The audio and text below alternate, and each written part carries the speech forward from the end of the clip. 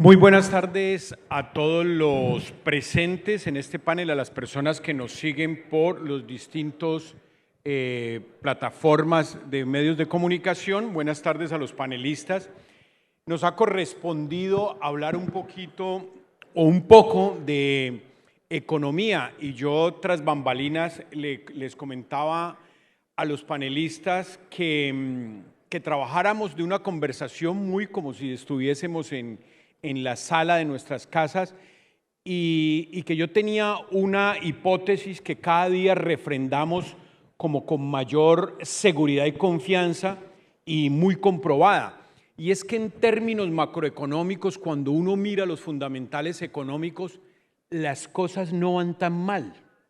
Si uno mira, bueno, hay que creerle al DANE, hay que creerle a la OCDE, hay que creerle a quienes nos aportan la data, pero uno ve que en el desempleo vamos bien, que el crecimiento económico es un crecimiento mediocre, pero en el orden de los países de la región, que la tasa que el dólar petro de 7.000, no, lo vi una vez en 5.000, pero nunca más volví, hoy creo que cerró en 4.050, con una tasa de evaluación mala para los exportadores, pero digamos estable, una inflación que rápidamente creería que en el 2027 va a entrar en terreno del Banco de la República, techo de 4%, piso del 2%. En términos generales, lo fundamental va bien. Obviamente, en el tema fiscal, exministro Guevara, eso sí, el déficit fiscal muy mal, seguramente es el gran nubarrón.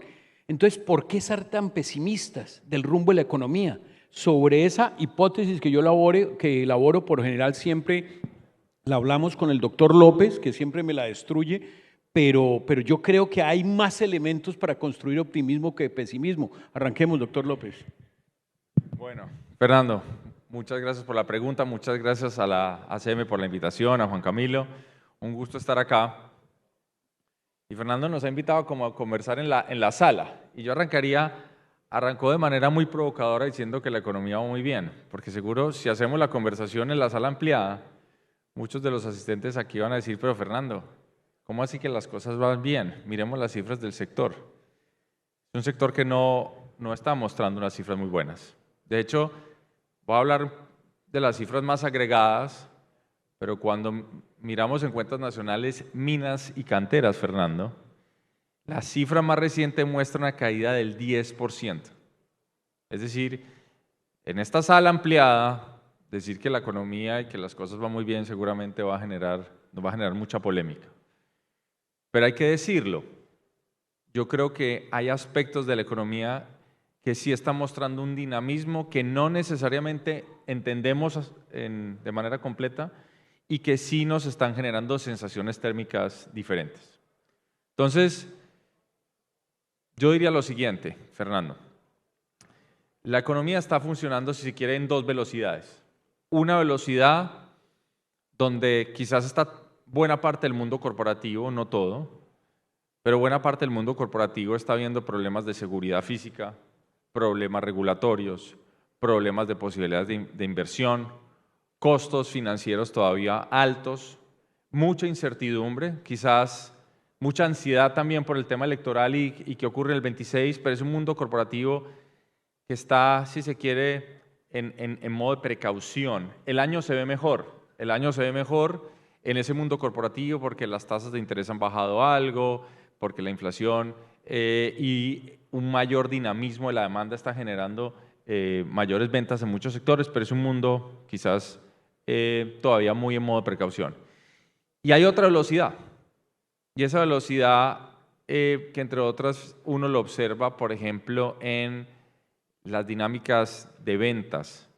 Lo observamos en cómo se está viendo los ingresos de la informalidad, el empleo, etcétera, etcétera, es una velocidad que va más rápido.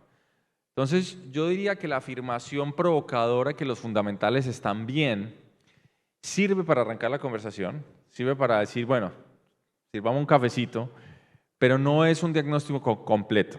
Yo creo que el diagnóstico es más complejo. La economía colombiana hoy muestra unos, si se quiere, es una suerte de rompecabezas que armarlo es difícil, donde hay cosas que están bien, termómetros que no están funcionando tan bien, como el tipo de cambio, y luego si quieren hablamos de eso, y claramente todavía unos sectores que son los responsables en buena parte de la inversión y del recaudo tributario que están todavía en una velocidad o una temperatura muy baja. Exministro, ¿usted compra la idea? Bueno, obviamente exministro de este gobierno, pero realmente ¿cuál es su visión? ¿Realmente sí los fundamentales nos pueden dar luces de ser optimistas? Bueno, muchas gracias Fernando, gracias a ACM por la invitación. Cuando Fernando hace referencia a los fundamentales, podemos hablar de las variables macro, PIB, desempleo e inflación. Uno puede conocer que de un PIB que creció 0,7% en el 23, 24, 1,7 y este año las expectativas alrededor de 2,5, es innegable que en ese comportamiento agregado del PIB hay un crecimiento, una inflación que viene bajando de manera constante, un desempleo que se mantiene en un dígito y una tasa de cambio oscilando los 4.000. En la perspectiva macroeconómica, cuando uno estudia macroeconomía es el estudio agregado de la economía, o estudiar la economía en su conjunto, los fundamentales van bien. Y Colombia no podemos olvidar que es un mercado de 50 millones de personas, donde hay un consumo activo que se envían unas buenas señales. Por supuesto, José Ignacio lo ha visto, si uno mira con lupa algunos sectores, y como es el caso mineroenergético, podríamos ir mejor. ¿Sí? Quizás con las señales correctas a uno de los sectores que es fundamental para los ingresos fiscales del país, como es el sector mineroenergético, podríamos estar mejor. Pero al final de la historia no hay duda que esos fundamentales macros están bien, pero podemos estar mucho mejor. Que hay unos riesgos, los riesgos fiscales. Quizás ahora, para no adelantarme, lo podemos ver con mucho más detalle. Pero en ese escenario, cuando uno estudia macroeconomía, los precios macroeconómicos, tasa de cambio, tasa de interés, una expectativa de tasa de interés que pueda bajar hacia adelante en la medida que se envíen las señales fiscales correctas, una tasa de cambio estable, nos ha ayudado un poco Trump, la pérdida, la estabilidad de un dólar de 4.000 tiene mucho que ver con la pérdida global del valor del dólar, pero también unas expectativas de agentes y demás. Entonces creo que esa afirmación es provocadora, pero hay que mirarla con lupa y dejando un poco ese mensaje. Podríamos estar mejor y seguramente si hay una discusión sensata hacia la importancia de los ingresos fiscales en estos sectores mineros, podemos estar mejor. Yo creo que acá conectaríamos con esa idea de no hay transición energética, sino hay una transición fiscal y estos sectores siguen siendo claves para los ingresos fiscales del país. Doctora Soto, ¿el vaso medio lleno o medio vacío? Bueno, también con el saludo para todos y el agradecimiento a Juan Camilo y a la ACM por esta invitación. Yo me uno, pues por supuesto, a lo que acaban de mencionar y es que sí, la economía va bien, va recuperándose, pero de forma muy heterogénea. Casi que digamos que estamos como al contrario, ¿se acuerda de esa frase en su momento de Fabio Echeverry que el país va bien pero la economía va mal? Pues hoy es al contrario. Hoy la economía va bien, pero el país va mal. Es como la percepción colectiva. Y es que cuando uno mira los fundamentales, como ustedes mencionan, la foto del país es que estamos creciendo lentamente, pero creciendo, el desempleo cayendo a niveles históricos, la tasa de cambio relativamente estable, la inflación, bueno, también problemas, pero sigue bajando.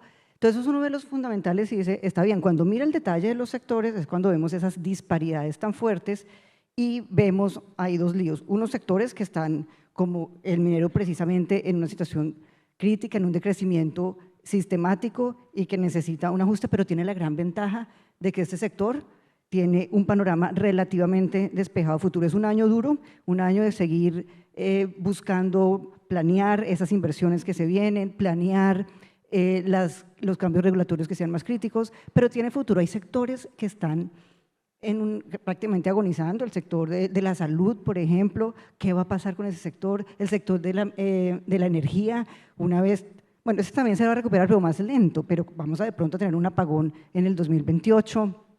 El sector de la infraestructura también, es parecido a ustedes, va lentamente a poder recuperarse, la construcción, la vivienda, entonces es una construcción, un crecimiento heterogéneo y dispar, pero cuando uno mira la foto general, el consumo está jalonando toda la economía por el lado del gasto y la confianza del consumidor también fortaleciéndose. Uno dice, llevamos desde septiembre con el índice de confianza del consumidor que mide Fedesarrollo, creciendo y en los últimos 2 meses el índice de confianza del consumidor positivo. Y esto no se veía sino desde los momentos de elecciones. Cuando uno mira la trayectoria de esa serie, solo ha sido positivo desde el 2016 en los meses de elecciones. Pero llevamos 2 meses que no son de elecciones y está positivo. Entonces también el sentimiento del consumidor viene mejorando. Entonces, imagínense cómo sería si los otros sectores rezagados estuvieran también con oportunidad de crecimiento, que es lo que se viene más adelante. Aquí cuando uno trata, y obviamente es temerario al decir que la economía va bien, yo creo que los fundamentales, digamos, hay unas cifras fundamentales que van bien y eso como que obliga a quienes analizan la economía a dar su posición.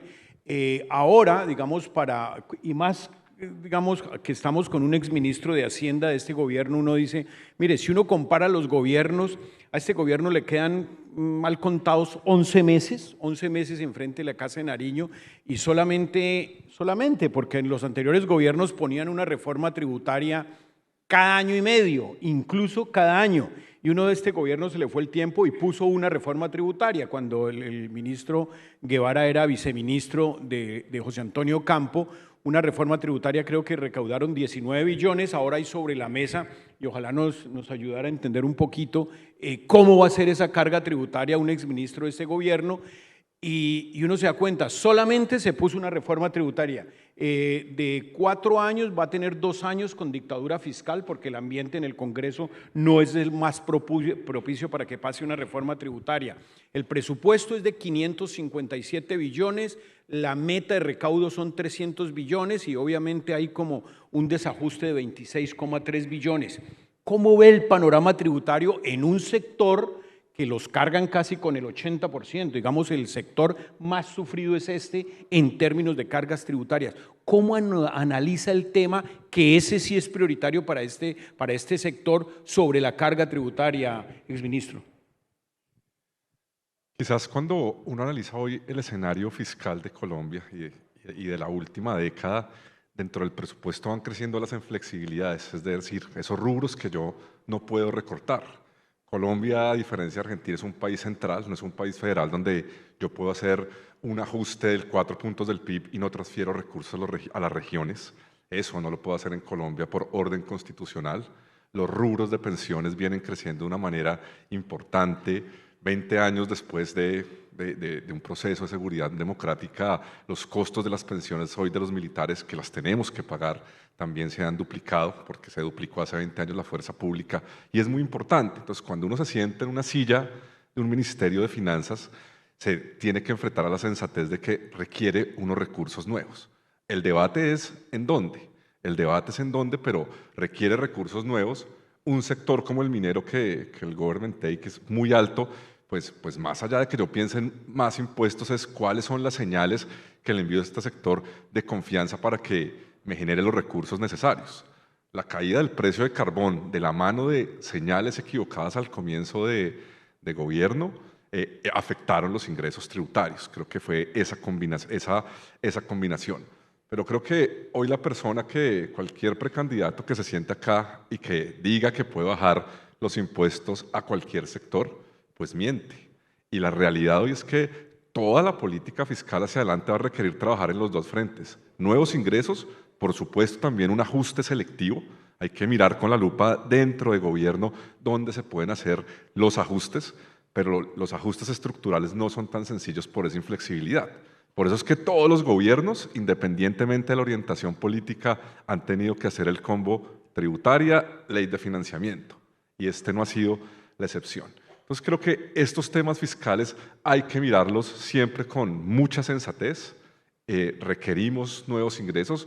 Habrá un debate de dónde. En un país con altos niveles de informalidad habrá que ver cómo buscamos registros únicos de ingresos para que muchos más colombianos puedan tributar y no solo los grandes que asumen una gran carga. Yo creo que ese es el realismo. Valdrá poner sobre la mesa también el diseño de presupuestos sensatos. Cuando yo pido una ley de financiamiento o una tributaria, después de presentar un presupuesto, realmente también tengo que pensar si lo que estoy asumiendo en ese ejercicio presupuestal lo puedo respaldar con flujo de caja. Y para cerrar, entonces, hoy realmente el reto para el gobierno en estos meses que quedan es garantizar el flujo de caja de ese presupuesto que hoy se discute. El tema de la tributaria, la noticia de mañana, si es que no se libera esta noche, es el articulado de la reforma tributaria, la segunda del gobierno Petro, una reforma que va a ser, por lo que uno más o menos susmea, va a ser una reforma tributaria muy dura. ¿Qué expectativa tiene, doctor López, y más manejando un tanque de pensamiento como es ANIF, sobre esa cascada tributaria que obviamente sin ambiente en el Congreso, pero para tapar un déficit bastante alto? ¿Qué análisis tienen de la noticia que sale mañana grande y que obviamente nos va a cubrir por lo menos las próximas 8 semanas? Bueno, Fernando, es difícil saber qué contiene la reforma para que llegue a una meta de recaudo de 26 billones. La más alta en la historia. La más alta probablemente de la historia. Y donde usted aquí enfrente tiene el grueso de los pagadores de esa reforma tributaria. Pues, digamos, esa es la parte menos incierta, que probablemente va a tener unos componentes nuevamente basados en tributación importante a todo el ecosistema minero energético. Pero déjeme decirle un par de cosas. Lo primero es, yo todavía soy escéptico de que la reforma realmente pueda levantar 26 billones de pesos. Yo me siento, y quizás Diego, que me ha tocado participar o estar en varios paneles, ya he escuchado este comentario, pero me siento un poquito como en esa película, no sé si la vieron, que se llama Del Día a la Marmota, que uno se levanta, es un periodista que se levanta y todos los días está en el mismo día. Bueno, yo con esta discusión del presupuesto y la ley de financiamiento me siento como el Día de la Marmota.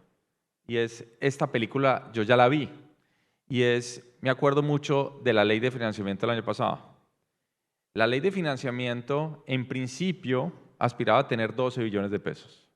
Pero cuando nosotros hacíamos los cálculos, esa ley de financiamiento no levantaba más de 4 o 5 billones de pesos. Entre otras, porque había unos componentes que estaban sobreestimados, que de hecho ya lo hemos visto con la emergencia a raíz de la situación tan dramática en el Catatumbo, donde se impusieron los impuestos a los juegos en línea, donde claramente el recaudo pues, ha sido muy inferior, 1/10 de la meta.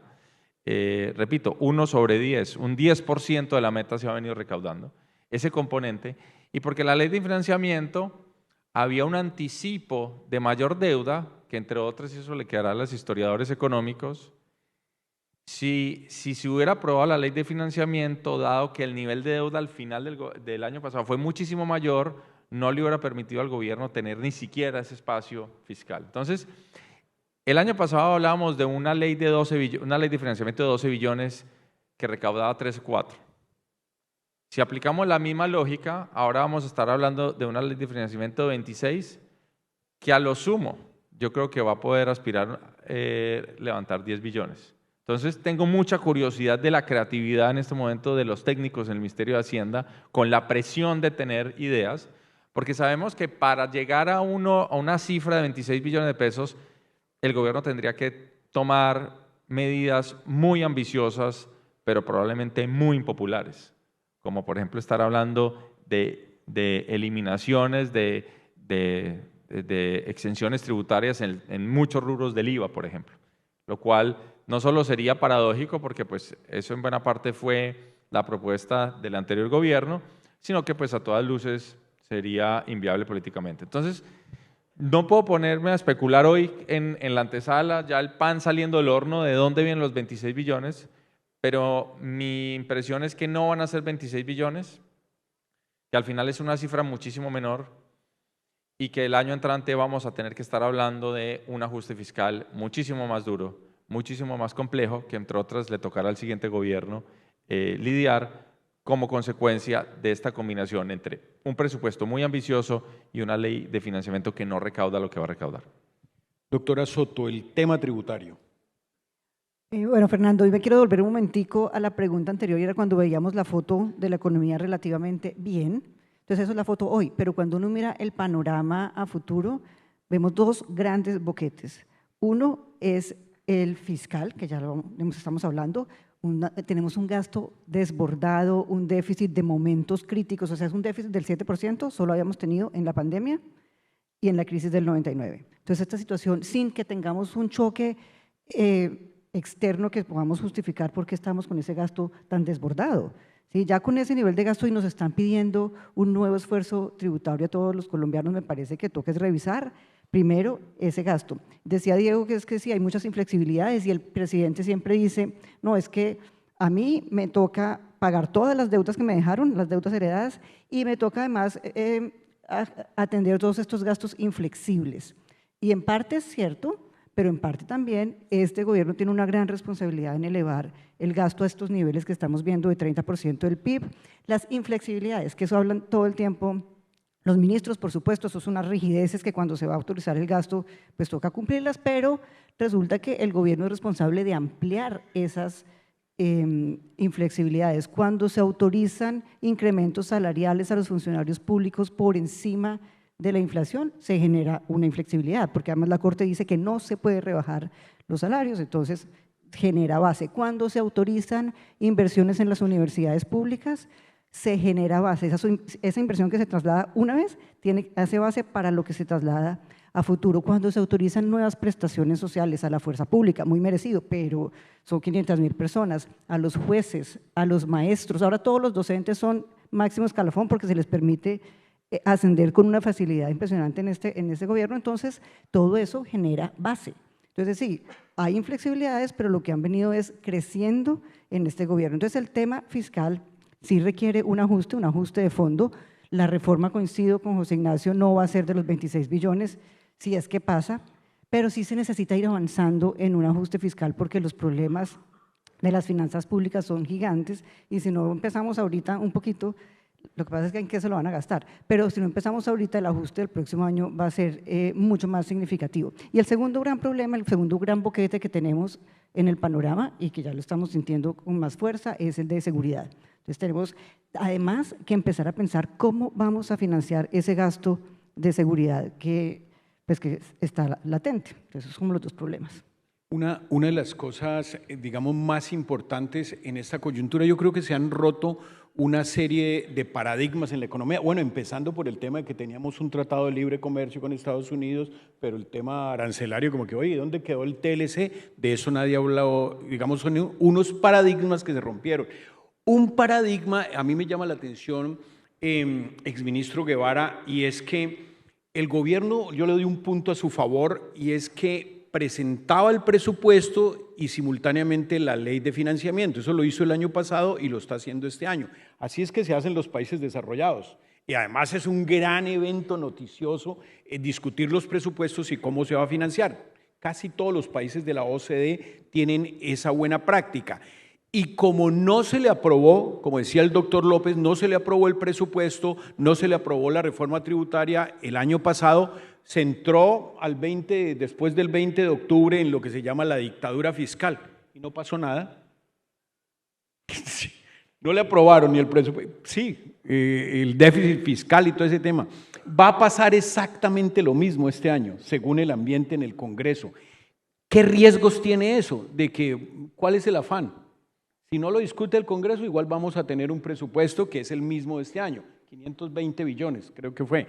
Entonces, digamos, ¿por qué el afán? Si el gobierno demostró de que no hay necesidad de que discutan ni el presupuesto ni que le aprueben una reforma tributaria. No, acá hay un escenario real, y es que si la reforma no es aprobada, el gobierno nuevamente tiene que hacer lo que se hizo este año y es aplazar ese monto. Y esa es una discusión donde se mira con lupa qué puedo y qué no puedo aplazar y que al final del periodo tendrá que ser recortado. Creo que ese es un primer escenario. Por supuesto, esto abre una discusión política mucho más grande, pero el riesgo de fondo, y creo que lo dije antes, el riesgo es que si se aprueban estos presupuestos y no hay una discusión profunda, también existe el riesgo que no existan los ingresos. Cuando discuto el presupuesto no solo es a qué sectores les doy, sino cuáles son mis fuentes y cuál es el costo de la deuda. Y hoy de los retos grandes es que el costo de la deuda para Colombia viene subiendo y viene subiendo desde 2021, cuando se pierde el grado de calificación en Standard & Poor's y en Fitch. Recientemente tuvimos una rebaja de la calificación. Entonces, tampoco es tan cierto que si ese presupuesto no me lo aprueba el Congreso, lo puedo financiar todo con deuda. No es tan sencillo y es caro, y hay ahí una apuesta difícil. Creo que ese es uno de los puntos. Y por otro lado, que se aumente el nivel de rezago, es decir, los pagos que como gobierno nacional tengo que hacer este año, que los termino haciendo con la caja del 2026. Eso es un poco lo que viene pasando, la historia que contaba José Ignacio, pero que nosotros hicimos un financiamiento de 12, ahora es del doble, y si no se materializa, los niveles de rezago van a aumentar. Y esto entonces crea retrasos en los pagos del Estado a muchos de sus contratistas, empresas y demás, donde pues hay entonces ese estado natural de la economía real podría tener riesgos. No podemos olvidar que el Estado es la empresa más grande del país y con todas las contrataciones y pagos de servicios, de obra, de contratistas, pues termina dinamizando la economía. Si esa cadena se rezaga, pues hay esas variables reales que hemos discutido que están bien, pues podrían tener un choque súbito, y es técnicamente lo que uno llama una transmisión de una crisis fiscal a una crisis del sector real, que esperemos que no pase y se tomen las medidas necesarias de sostenibilidad fiscal. Creo que eso tiene que ser las apuestas, esas de mis grandes discusiones con el presidente Gustavo Petro, pero creo que eso es el análisis en la línea en los que nos debemos mover. Doctor López, si la película ya la hemos vivido y pasa exactamente lo mismo que sucedió el año pasado, que no discutieron el presupuesto ni pasaron la reforma tributaria, ¿cuáles son las consecuencias económicas de que se vuelva a ver el Día de la Marmota? Muy bien. Bueno, yo creo que Diego en persona propia puede decir que una de las grandes consecuencias es que él no tuvo probablemente una linda Navidad, porque a Diego le tocó probablemente en el ministerio lidiar con cómo hacía para generar el aplazamiento de gasto más grande de la historia de Colombia. Un rezago presupuestal de 52 billones de pesos, que es una cifra bastante importante. Yo estoy avisorando que algo similar puede ocurrir en este escenario. Vamos a terminar el año con un aplazamiento de gasto muy importante, un rezago, y la pregunta es, bueno, ¿y qué? Como lo dices tú de manera como tranquila, bueno, y no pasa nada. Bueno, aquí lo que pasa es que hay elecciones y hay mucha expectativa, hay mucha ansiedad, pero también mucha esperanza de que en las próximas elecciones, pues finalmente venga un gobierno que logre generar una gobernanza importante y tome unas decisiones de fondo para no seguir pateando la pelota. Pero hay que decirlo, en la mitad, Colombia sigue perdiendo en la escala de calificación de riesgo soberano, sigue perdiendo escalones, cada vez nos alejamos más del grado de inversión. De hecho, creo que desafortunadamente es algo que ya no se habla, ¿no? De cómo recuperar el grado de inversión. Creo que ahora se ve tan distante en el tiempo que se volvió ya como una película olvidada. Y entonces normalizamos que nuestras tasas de interés son muy altas. Colombia hoy en día paga tasas de interés más altas en dólares que Brasil, que Paraguay. Estamos en algunos nodos similar a Turquía. Esos son costos financieros altos en un mundo donde las tasas de interés, y eso es un aspecto importante, Fernando, las tasas de interés después del COVID volvieron a unos niveles, se normalizaron a niveles más altos de lo que llevábamos antes del COVID, a nivel global, y nosotros tenemos una prima de riesgo que está mucho más alta. Entonces esos costos financieros más altos. Y si seguimos pateando la pelota, tranquilamente no pasa nada, y otro año con déficit del 6, del 7 y demás, puede ser que en unos 2, 3 años, y eso podría ser algo que le estalle al siguiente gobierno, simplemente estemos ya en una situación muy compleja donde el mercado financiero le digan a Colombia, no, yo creo que ya no estamos cómodos. El problema de eso, y precisamente pues hagamos la cuña, hoy en La República mi columna se llama La paradoja electoral. Hoy en día la sensación térmica de esa crisis en ciernes es tal que no es una prioridad para el electorado, la gente no quiere hablar del tema fiscal, es una pregunta incómoda para los precandidatos, probablemente uno se va de los auditorios como este o de los auditorios de los economistas y las personas pues están muy distantes de la discusión fiscal, entonces no va a estar en el centro de la campaña, probablemente la discusión fiscal, a menos de que sea una conversación de nicho, pero seguramente va a ser el tema más importante del siguiente gobierno. Y yo pararía ahí. Doctora Soto. Bueno, no mucho más que agregar. Yo creo que ante tu pregunta de que por qué no pasa nada, yo reitero, sí pasa. Sí pasa que nos está costando cada vez más caro endeudarnos, sí pasa que nos están percibiendo como un país más riesgoso, sí pasa que nos está costando cada vez más llegar a la caja necesaria para poder atender todos los gastos. Entonces, sí pasa. Lo que pasa es que el gobierno decidió relajar el gasto, decidió gastar en el corto plazo sin mirar ese problema que se viene ya ni siquiera en el mediano plazo, el próximo año. Entonces, ahorita están gastando contra este mayor endeudamiento, en deuda, y van gastando, pero eso nos va generando una espiral de gasto que nos va a atentar contra la sostenibilidad de la deuda. Cuando el gobierno decide relajar la regla fiscal, que era como esa camisa de fuerza que nos habíamos puesto como país para controlar el gasto, para que nuestra deuda pública sobre el PIB no fuera más del 55%, deseablemente. Entonces, cuando el gobierno dice, no, yo no la puedo cumplir porque no quiero, porque supuestamente la ley dice que solamente se pueden cumplir en casos excepcionales cuando ocurre un evento extraordinario o cuando esté en riesgo la estabilidad macro, pero aquí el gobierno, ante su necesidad de gasto, decidió relajar esa regla. Entonces, lo que se viene es un gran volumen de mayor gasto, por eso me preocupa una nueva tributaria que vaya a darle oxígeno a ese gasto, pero lo que, digamos, tiene una ventaja la suspensión de la regla fiscal y es que se suspende por 3 años.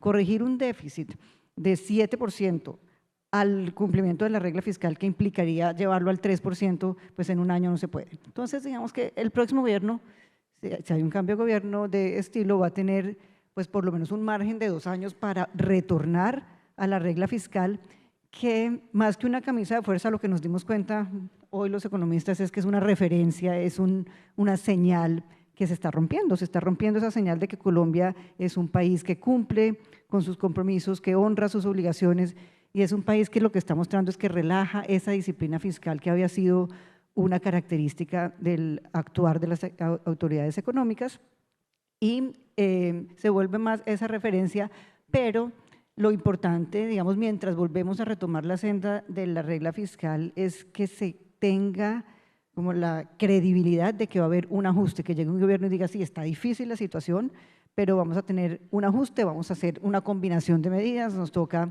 poner más impuestos, nos toca reducir el gasto en la medida de lo posible, nos toca llevar reformas estructurales que permitan generar esos nuevos ingresos para garantizar la sostenibilidad fiscal. Entonces viene una época complicada.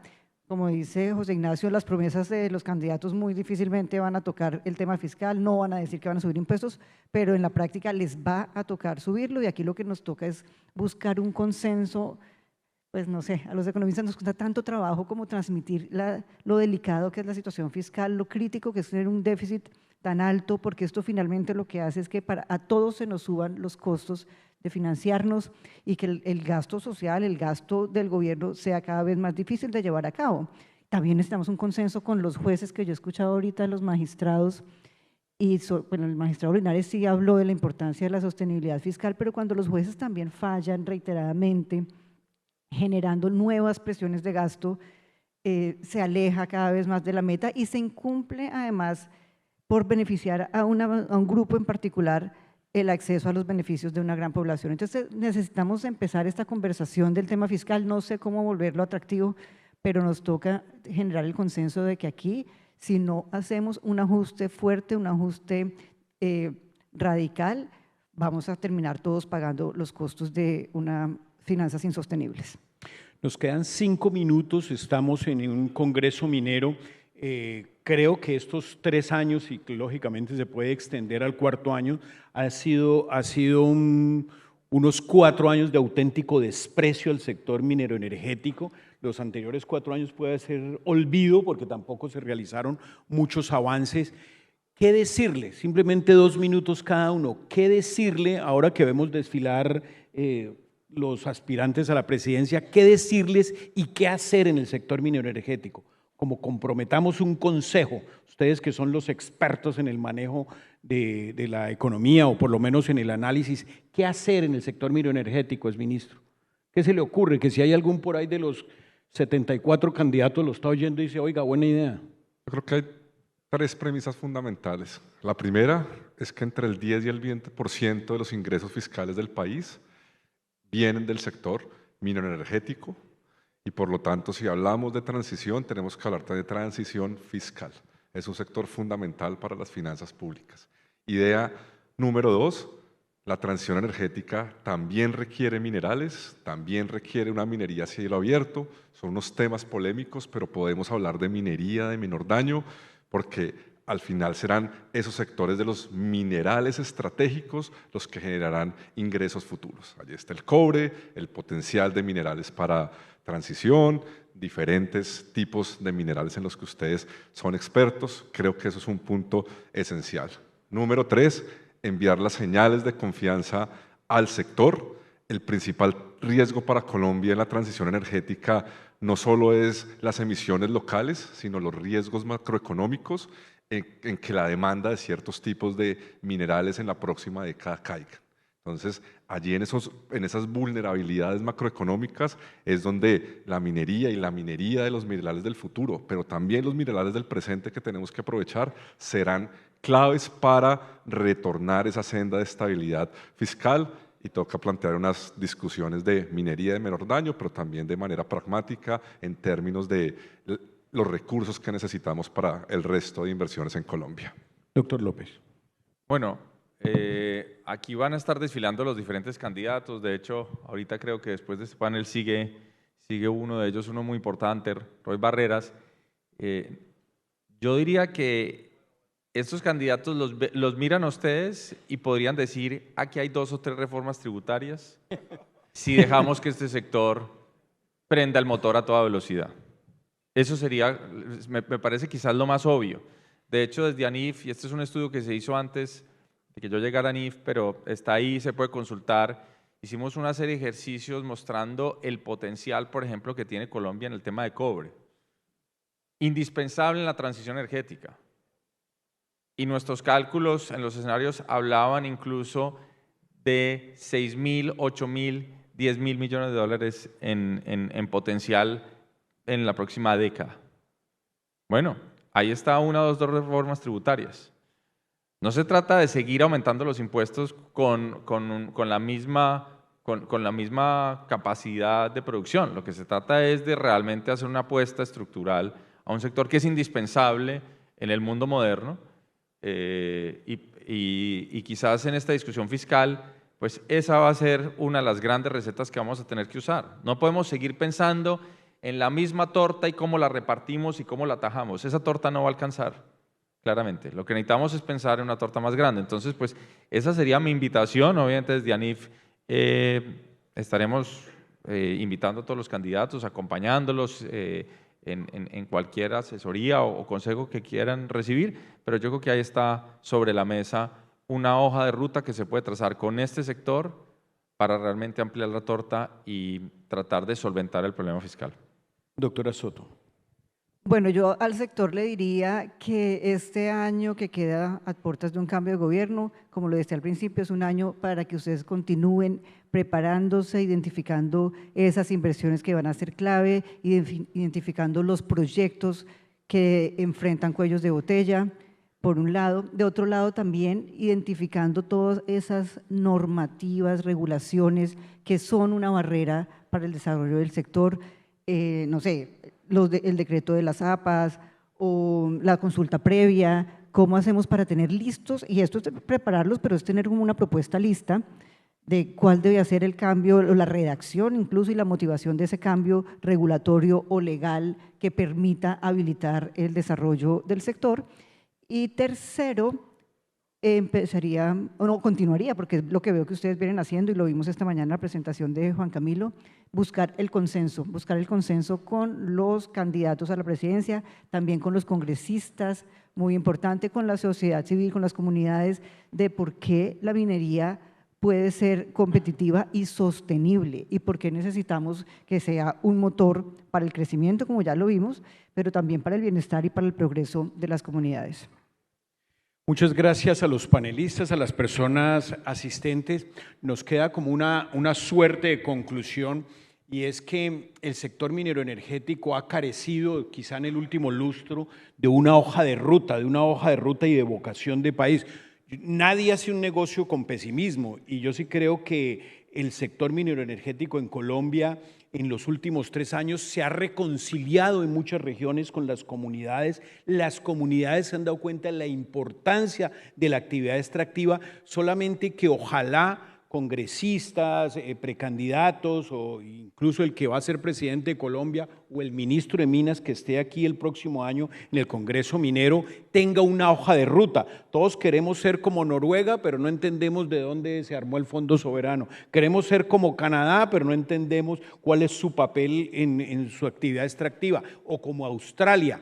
Cuando Colombia, obviamente muy formado desde el sector mineroenergético, encuentra esa vocación, y ojalá en este ambiente, porque en un próximo año ya estará todo definido, se trabaje más por esa hoja de ruta a largo plazo. Muchas gracias.